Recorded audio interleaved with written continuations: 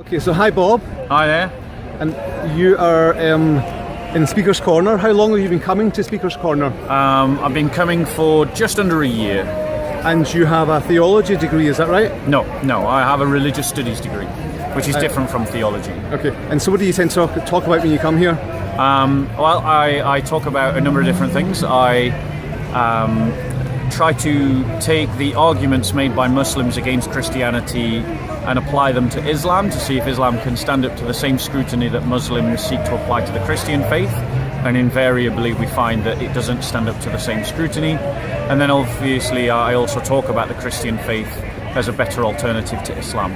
Okay, Speaker's Corner seems to be becoming, from 10 years ago, as a hotbed. It's mostly religion people are speaking about. You used to get a lot of politics, etc. And it seems to be a hotbed of radicalisation. And you were just explaining to a young man Islamic tactics on how they go about trying to gather someone into the fold. So could you explain that again, please? Yeah, I mean, so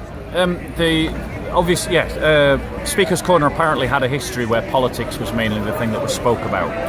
But I think as far back as the 70s that began to change as religious figures came and started doing missionary work, both Christian and Muslim, as well as other religions. And that now is the dominant topic at the corner. And a particularly successful group, and they are successful, is the Dawah team, who regularly seek to target Christians, particularly, but people of any faith really, and particularly those who are perhaps alone, a bit isolated. And what they do is they will give arguments to them, and depending on how they're receiving those arguments, whether they're putting up strong rebuttals or counter arguments, in which case the Dawah team will oppose them quite ferociously, as I've encountered, or whether they kind of got steamrolled intellectually, as some Christians do who've never engaged in apologetics or polemics before. They would approach them in a much friendlier tone, in a much friendlier fashion. And particularly that latter group, they would seek to surround, befriend, meet with away from the park, and then draw them into their own community. And it's a very effective strategy, and it's working.